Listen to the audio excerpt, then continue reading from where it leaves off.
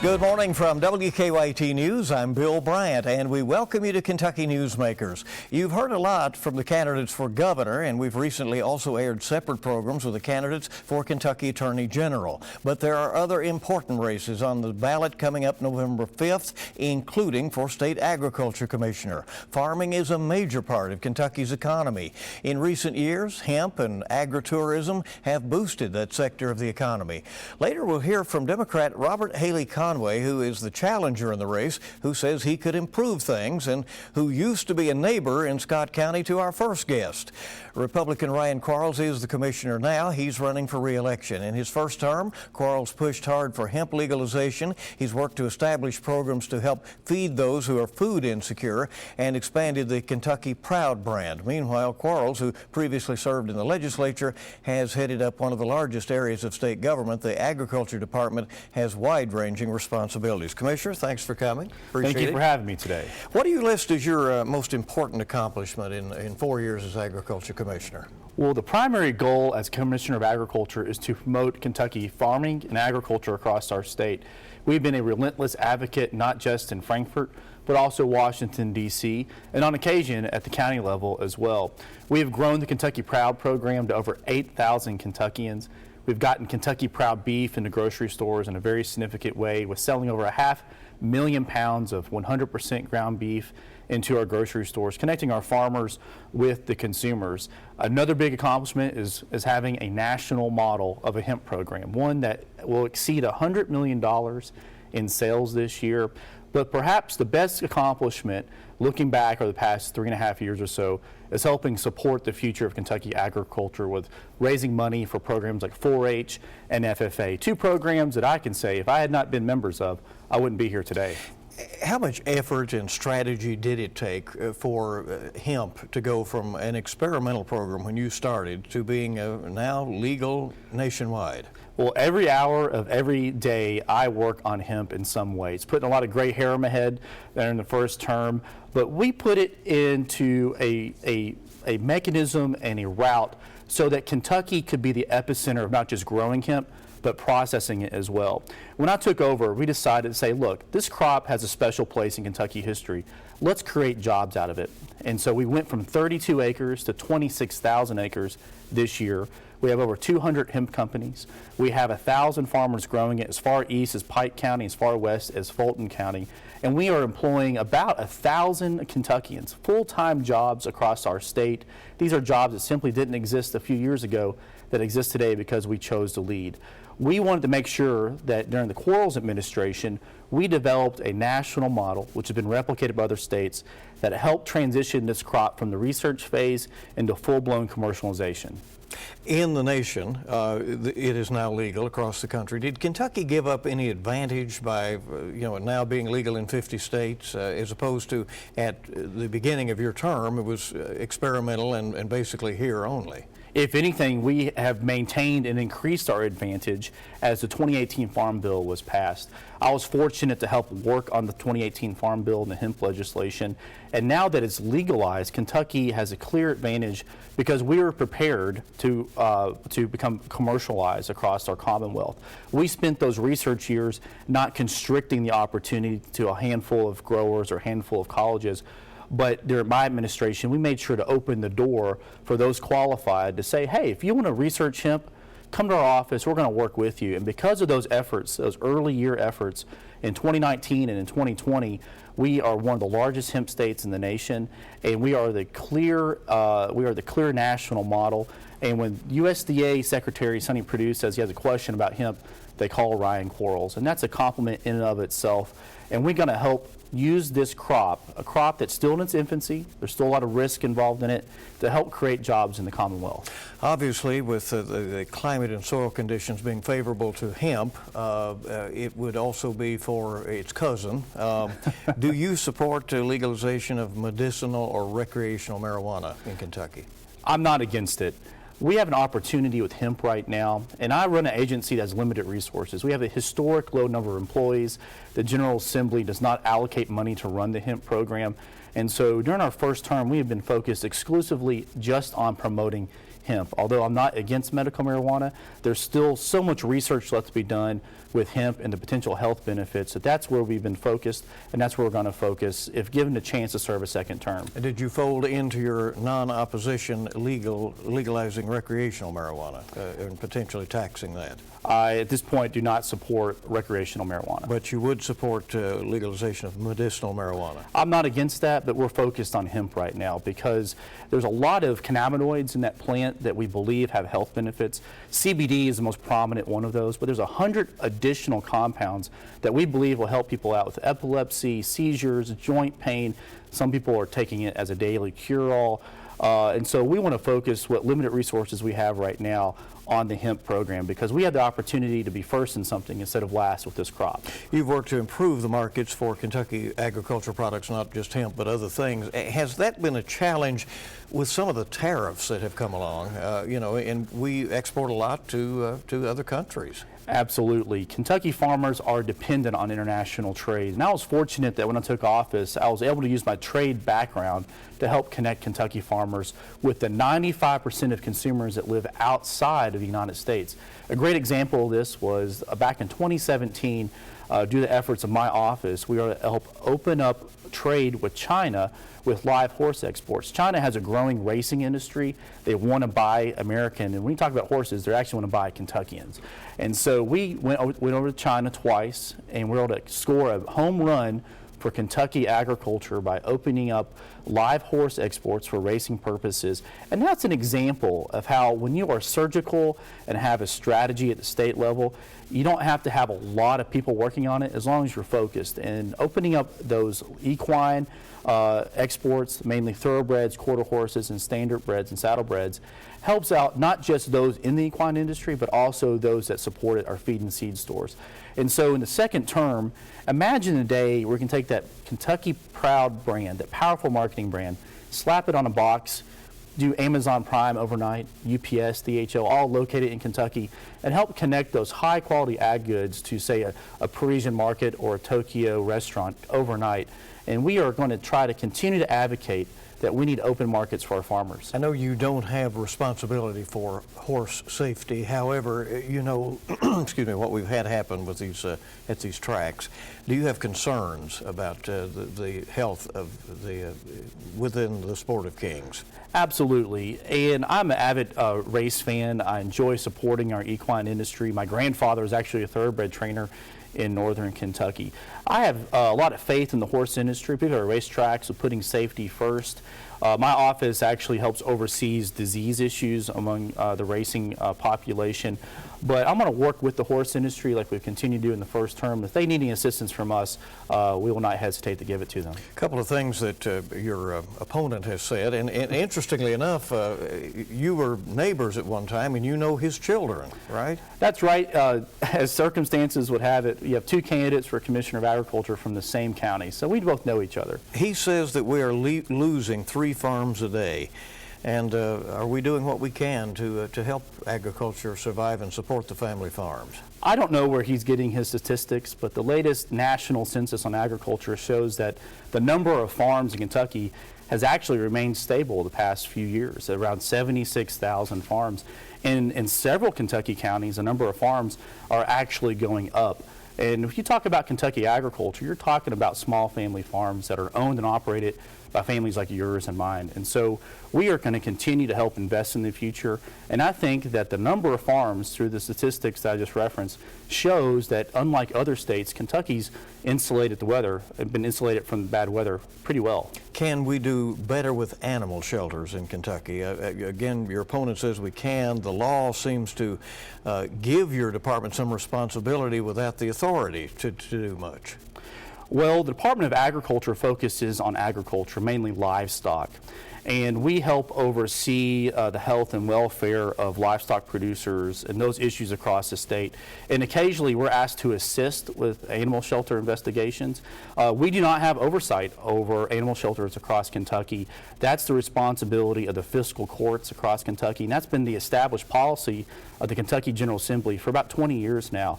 And so we're focused on livestock at the Department of Agriculture, but at the same time, we've given a helping hand to those counties who have issues that may need the expertise from my staff. And we're happy to do that and work with county prosecutors and county sheriffs as well on a case-by-case basis. Are you running your own campaign, or are your fortunes tied in some way to the top of the ticket where Governor Bevin and Attorney General Andy Beshear are clashing and apparently are in a close race? Well, as a farm kid from Central Kentucky, I learned at a young age to plow your own ground, and so we are running our own race, a positive race, one of the few campaigns across Kentucky that's running a positive race.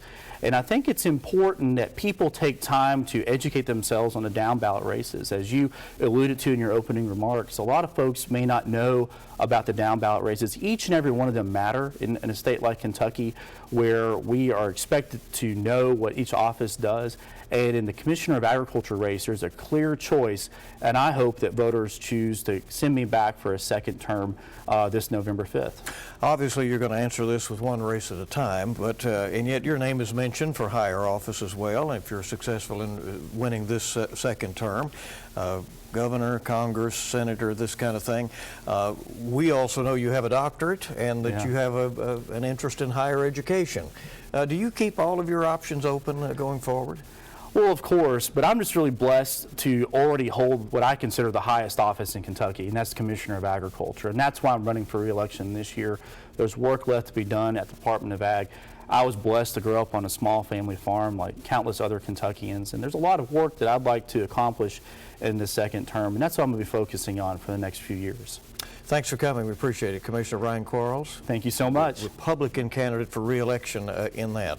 And we hope you'll stay with us. We'll meet his opponent coming up next on WKYT's Kentucky Newsmakers.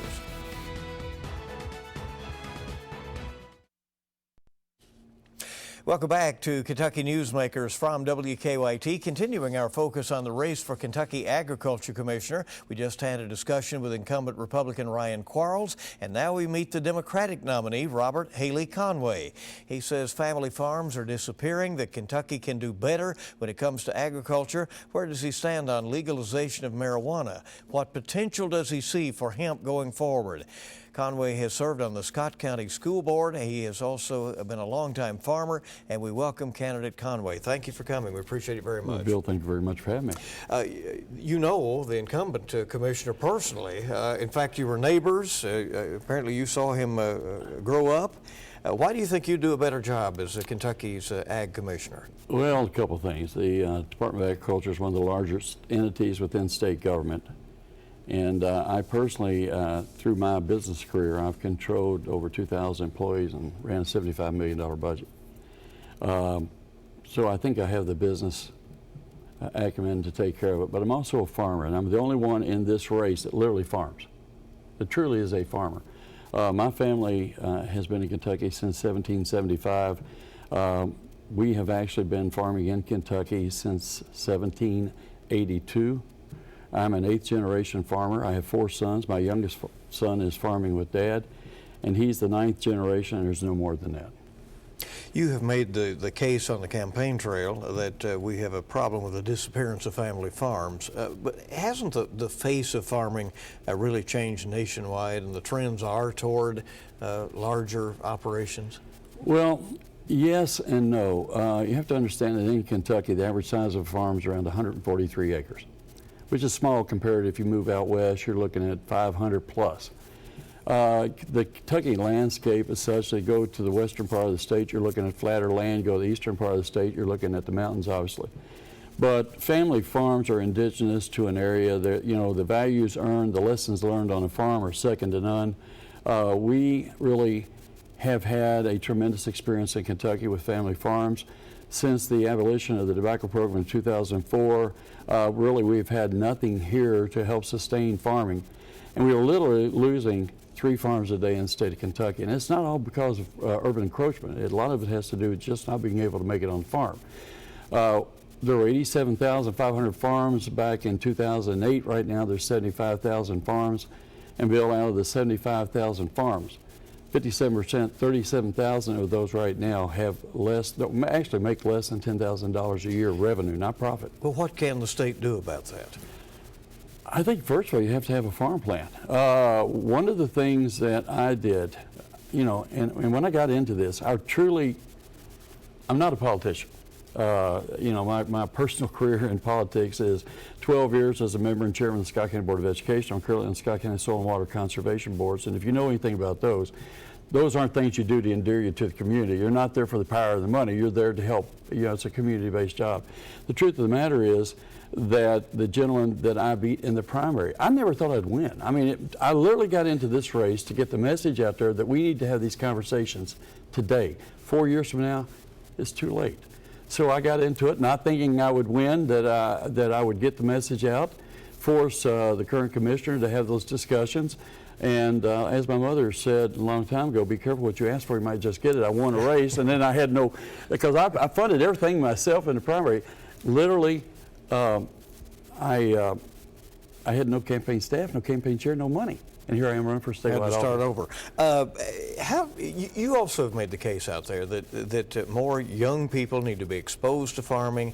Others need to be convinced that they might potentially have a career in farming. How do you convince more people to take a look? Well, agriculture right now, young people, people say that young people don't want to work. I disagree. I think this generation of young people is not like many. They work hard. They just have been they're a show-me generation. They will do it if there is a return in their investment. Basically, they get paid for their work.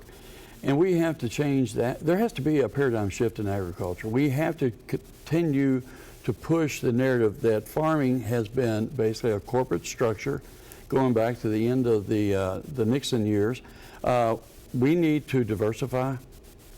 We need to not put everything. Right now, we're in basically a commodity type industry. Large corporations are dictating terms. Western Kentucky, literally west of Elizabethtown now, you would think you're in Iowa because it's nothing but thousands of acres of corn and soybean with no market for it right now. There are so many things that we can do. Literally, where I was going to go with this real quick was the gentleman that I beat in the primary has actually become a very good friend of mine.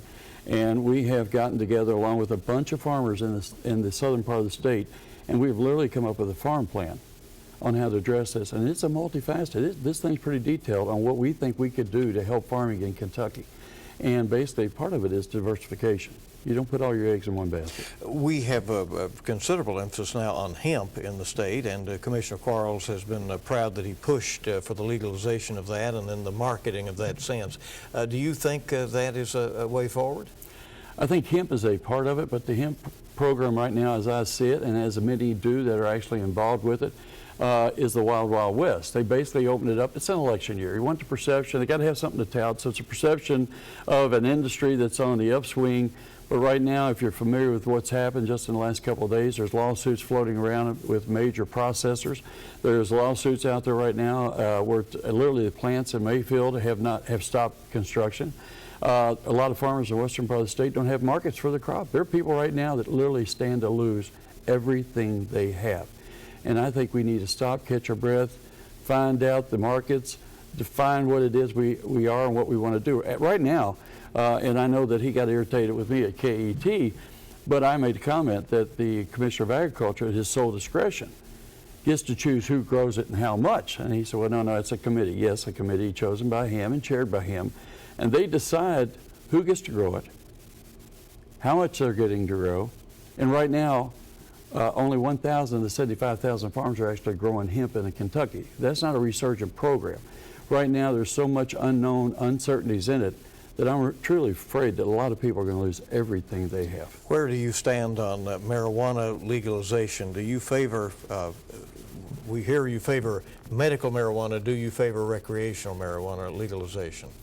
Bill, I'm not going to answer that, and the reason being is my focus is the legalization of medical marijuana. You know, I've been on the campaign trail and I put thousands of miles. I have visited 110 of the 120 counties since February 1st. The truth of the matter is that as of today, I have not had one individual come up to me and say, Mr. Conway, you're wrong on your position on medical marijuana. I personally think that anything you could do that would benefit your fellow man, because one thing I know is people in Kentucky love each other. Regardless of whether you have a D or an R attached to your name, the letter that means the most is a K. We're all Kentuckians. We're very unique people. We're great people. We are loving. We're kind. Why would you not want to do something to help your fellow man? Back in March, it was voted out of committee 17-1. There was excitement that it was finally going to be passed, and the Republican leadership in Frankfort refused to bring it to the floor for a vote. To me, it's a moral issue. It's not a political issue. I lost a mother. I lost 2 grandmothers. I lost a grandfather, 3 aunts, 2 uncles to cancer. Right now, they're telling me that it has such wonderful applications for, all kinds of different, whether it's the people that have opioid addiction, there's all kinds of benefits to it. Why not do it? Let me ask you this. You've expressed concerns again out there about animal shelters, which are regulated locally right now. Do you want the Department of Agriculture to assume more responsibility? Absolutely. The Kentucky Department of Agriculture is the overseer for the laws and regulations with regards to animal shelters. Just last week, word came out that Kentucky ranks dead last in animal welfare in the United States. And if you follow that on top of the fact that another report came out not too long ago said we ranked dead last on the enforcement and how we treat our children, then we have a major problem in this state. If you can't treat your children and you can't treat your pets, then we need to have some work to do as individuals. A few seconds left. Commissioner Quarles has run an expensive and comprehensive campaign for re-election. As you're well aware, you told us you kind of threw yours together after the primary. How do you win this race? To be very honest about it, he has spent over $500,000. 300,000 of it is just TV ads alone, which this station shows, a lot of them. To be very honest about it, Bill, I didn't run in this race for a political career.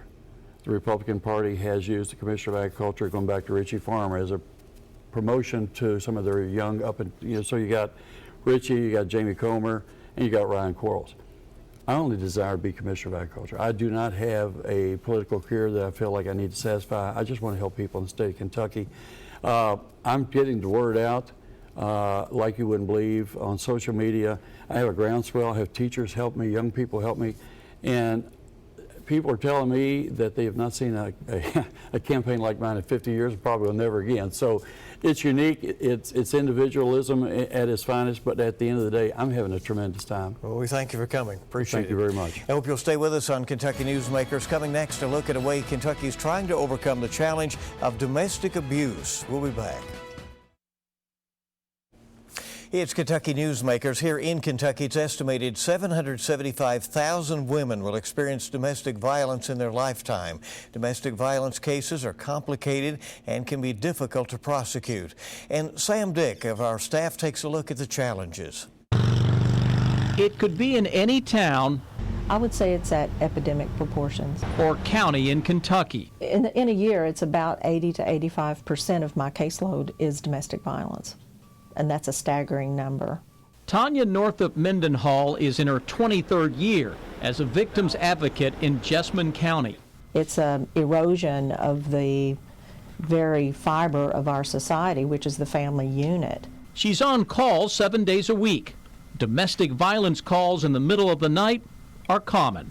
If we destroy the family, we have no society. She is one of the first people to talk with a domestic violence victim.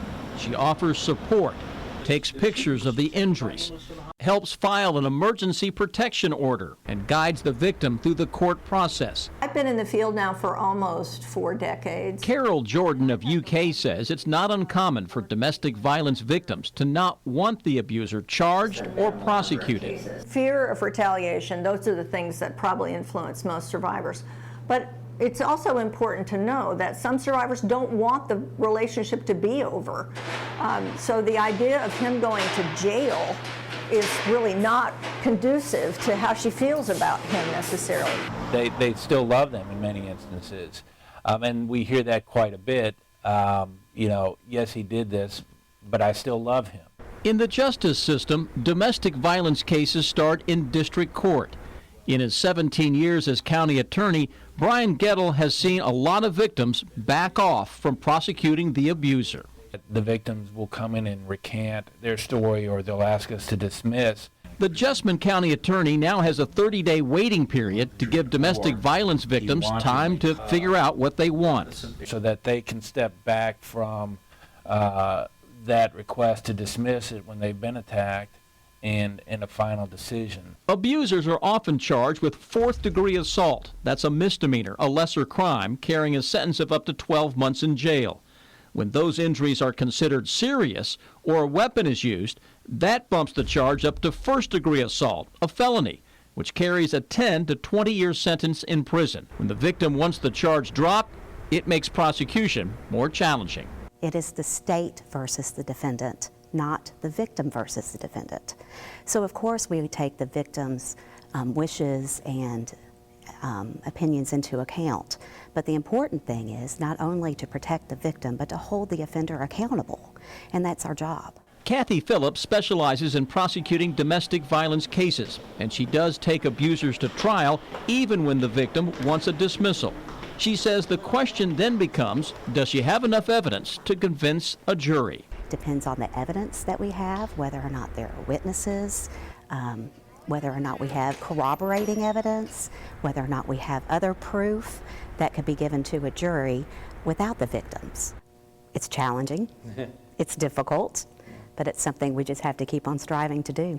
And when there's no conviction or a case of domestic violence is dismissed, it leaves some wondering if justice has been done. I think that there needs to be an accountability in every case. And we need to show them that if you do this, then there's a punishment for it.